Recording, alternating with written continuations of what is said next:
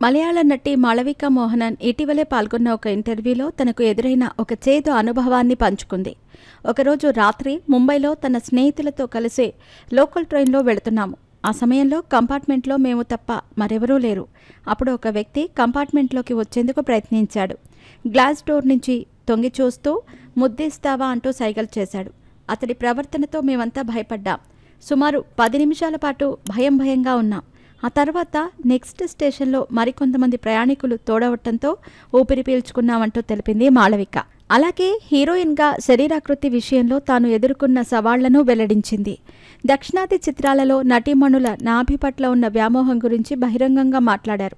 South సినిమాల్లో నటీమణుల నాభిపై ఎక్కువ దృష్టి పెడతారనేది పెద్ద సత్యమని గతంలో ఓ ఇంటర్వ్యూలో కూడా ఆమె చెప్పింది. ఒకానొక సమయంలో సన్నగా ఉన్నానని పలు విమర్శలు వచ్చాయని తెలిపింది.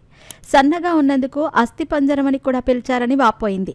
ఈ విమర్శలు తనను మానసికంగా చాలా బాధపెట్టాయని వెల్లడించింది. ఒక వ్యక్తి లేదా అమ్మాయిని శరీరాకృతిపై ట్రోల్ చేయటం వారి ఆత్మవిశ్వాసాన్ని ప్రభావితం చేస్తుందని అన్నారు. ఇక మాళవిక సినిమాల విషయానికి వస్తే ప్రస్తుతం ఈ బ్యూటీ భారీ ప్రాజెక్టులతో బిజీగా ఉంది. తెలుగులో ప్రభాస్ సరసన రాజాసాబ్లో నటిస్తోంది.